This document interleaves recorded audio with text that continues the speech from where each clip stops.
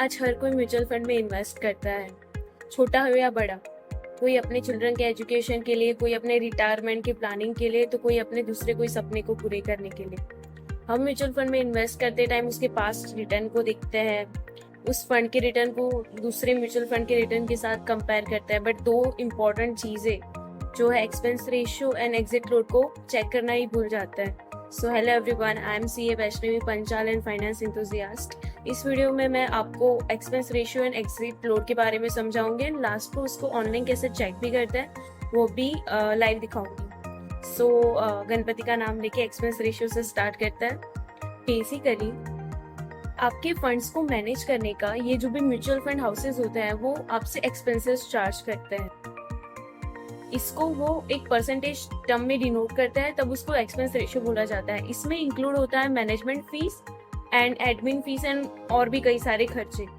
Management फी मतलब आपके fund को मैनेज करने का, वो बेसिकली स्टॉक मार्केट में ही इन्वेस्ट करेंगे तो कब इन्वेस्ट करना है, कितना इन्वेस्ट करना है, कौन से स्टॉक में इन्वेस्ट करना है, ये सारे डिसीजन लेने के लिए वो एक फंड मैनेजर को हायर करते हैं। उसी की फीस को वो मैनेजमेंट फी बोलते हैं। उसके अलावा भी एडमिन फी होती है, जिसका मतलब कि आप जब फंड्स में इन्वेस्ट करते हैं तो बहुत सारी रेगुलेटरी रिक्वायरमेंट्स को फुलफिल करना पड़ता है। उसकी प्रॉपर अकाउंटिंग होती है, डेली बेसिस पे नेट एसेट वैल्यू रिलीज करा जाता है, तो यही सारी सर्विसेज के भी वो आपसे एडमिन फी चार्जेस करते हैं। एक्सपेंस रेशियो में दोनों चीजें इंक्लूड हो जाती है और ये डेली बेसिस पे एक्सपेंसेस चार्ज करे जाते हैं और उसके बाद ही आपका नेट एसेट वैल्यू रिलीज होता है।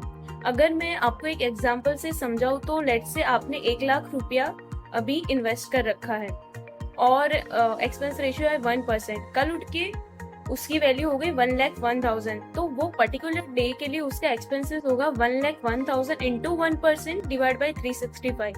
ऐसे ही रोज एक्सपेंसेस कैलकुलेट होते हैं। तो अगली बार जब भी आप अपने फंड के रिटर्न को दूसरे म्यूचुअल फंड के रिटर्न के साथ कंपेयर करें तो उसके एक्सपेंस रेशियो को भी कंपेयर करना मत भूलिएगा।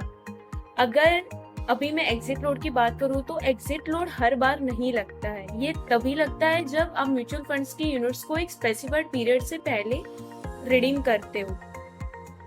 जैसे कि आपने बहुत बार देखा होगा कि लिखा है कि exit load if redeem with in 1 year. इसका मतलब ये है कि अगर आपने म्यूचुअल फंड्स के यूनिट्स को 1 साल से पहले रिडीम कर दिया तो 1% का एग्जिट लोड लगेगा। लेट से आपने 1 लाख रुपया इन्वेस्ट करा था और 6 महीने बाद उसकी वैल्यू हो गई है 1,20,000 और अब आप उसको रिडीम कर रहे हो तो यहाँ पे आपका एग्जिट लोड लगेगा 1,200 रुपया। सो बेसिकली जब भी आप रिडम्पशन की भी रिक्वेस्ट डालो तो ये जरूर देखिएगा कि उसमें अभी एग्जिट लोड लग रहा है कि नहीं, क्योंकि एक बात यहाँ पे समझनी है कि एग्जिट लोड प्रॉफिट पे नहीं बट आपकी टोटल सेल वैल्यू पे लगता है।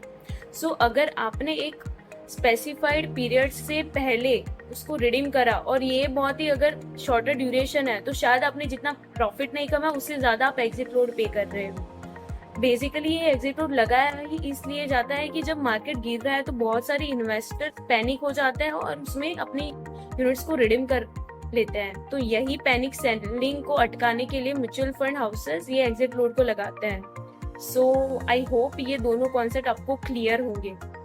सो अभी हम देखेंगे कि इसको ऑनलाइन चेक कैसे करते हैं। सो ये यहाँ पे हम ऑनलाइन सर्च करते हैं कोई भी फंड, जैसे कि कौन स्मॉल कैप फंड।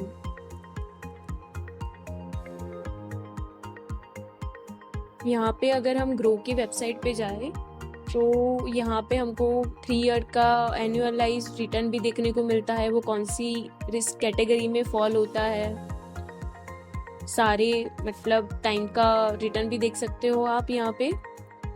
देन अगर आप नीचे जाते हो तो यहाँ पे आपको कौन सी होल्डिंग्स उन्होंने अभी रखी हुई है, जैसे कि रिलायंस इंडस्ट्रीज, जियो फाइनेंशियल, वो सारी देखने को मिलती है। और भी अगर आप नीचे जाते हो तो वहाँ पे आपको यहाँ पे दिखेगा कि एक्सपेंस रेशियो कितना है। यहाँ पे है 0.64%, फिर exit load 1% if redeemed with in year. तो ये सारी चीज़ें आपको ध्यान रखनी है जब भी आप किसी म्यूचुअल फंड में इन्वेस्ट करते हो। सो आई होप ये वीडियो देखने के बाद आप जब भी म्यूचुअल फंड में इन्वेस्ट करने का सोचोगे तो आप एक अच्छा इन्फॉर्म डिसीजन ले पाओगे। So thank you. जय हिंद।